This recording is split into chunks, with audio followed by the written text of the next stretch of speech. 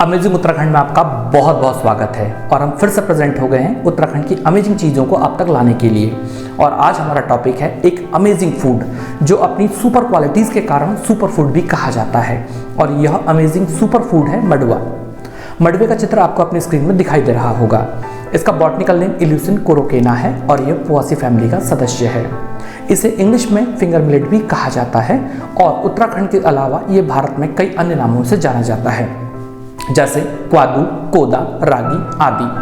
अगर हम इसके प्लेस ऑफ ओरिजिन के बारे में बात करें तो इथियोपिया और युगांडा का यह ओरिजिनल प्लांट माना जाता है, लेकिन इन देशों के अलावा ये कई देशों में बड़े चाव से खाया जाता है, जैसे Zimbabwe, Zambia, जायरे, Ethiopia, Uganda, Kenya, Sudan, Nepal, Bharat, चीन, जापान आदि।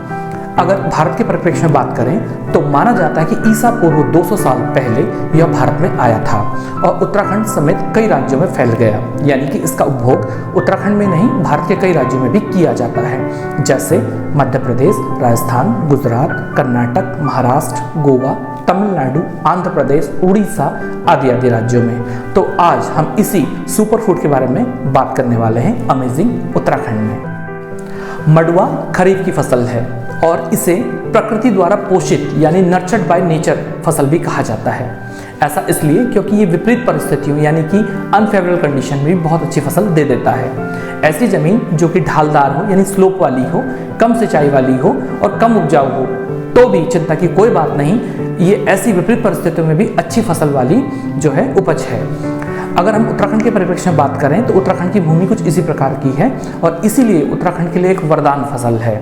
अगर हम इसकी फूड क्वालिटीज़ के बारे में यानी खाद्य गुणों के बारे में बात करें तो इन्हीं कारणों से ये सुपर फूड कहलाता है। तो अगर हम खाद्य गुणों के बारे में बात वन बाय वन बात करें तो आपको इसकी जो इम्पोर्टेंस है वो आपको ठीक ठीक समझ में आ जाएगी। सबसे पहली बात कि इसमें कॉम्प्लेक्स कार्बोहाइड्रेट पाए जाते हैं। कॉम्प्लेक्स कार्बोहाइड्रेट के कारण क्या होता है कि जब इसको खाया जाता है तो शरीर इसको धीरे धीरे पचाता है और इसके कारण शरीर में जो ग्लूकोज है उसकी मात्रा मेंटेन रहती है।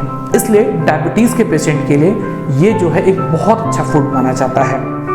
इसी प्रकार से इसमें बड़ी मात्रा में फाइबर भी पाए जाते हैं और फाइबर जो है कोलेस्ट्रॉल की मात्रा को ब्लड में मेंटेन करके रखता है, इसलिए कोलेस्ट्रॉल के उपचार के लिए भी या उसके लेवल को बनाए रखने के लिए ये बहुत ही ज़्यादा अच्छा अनाज माना जाता है।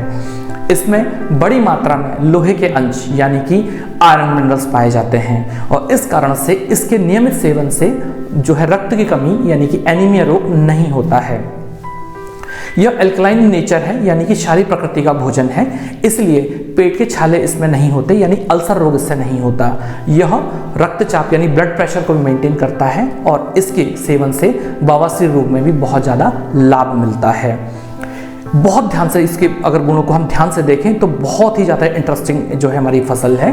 इसमें बड़ी मात्रा में एंटीऑक्सीडेंट पाए जाते हैं जिस कारण से शरीर में जल्दी झुर्रियाँ नहीं आती या आयु तेजी से नहीं बढ़ती। इस कारण से सौंदर्य प्रसाधन में भी इसका बड़ी मात्रा में प्रयोग किया जाता है और जो तेजी से बढ़ती हुई आयु है उसको रोकने में ये बहुत अच्छी जो है भोजन सामग्री है। इसमें कैल्शियम और फास्फोरस बहुत बड़ी मात्रा में पाए जाते हैं, इसलिए बढ़ते हुए बच्चों और बूढ़े लोगों के लिए ये एक रामबाण औषधि के रूप में काम करता है। इसी प्रकार से इसके ढेर सारे गुण हैं और इन्हीं ढेर सारे गुणों के कारण इसे सुपर फूड भी कहा जाता है। तो अब बात करते हैं कि मडवे को खाया कैसे जाता है। तो मडवे को कई रूपों में खाया जाता है, लेकिन इसका जो सबसे लोकप्रिय रूप है वो है मडवे की रोटी।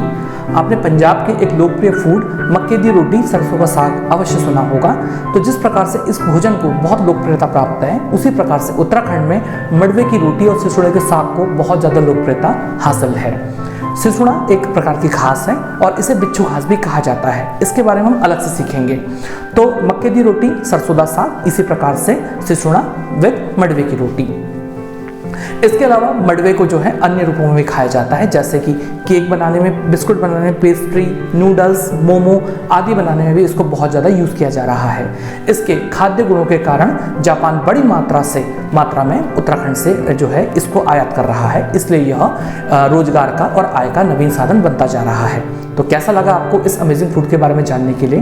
तो कब आ रहे हैं अमेजिंग उत्तराखंड इस अमेजिंग फूड के स्वाद को चखने के लिए? तो जल्दी कीजिए, आइए उत्तराखंड।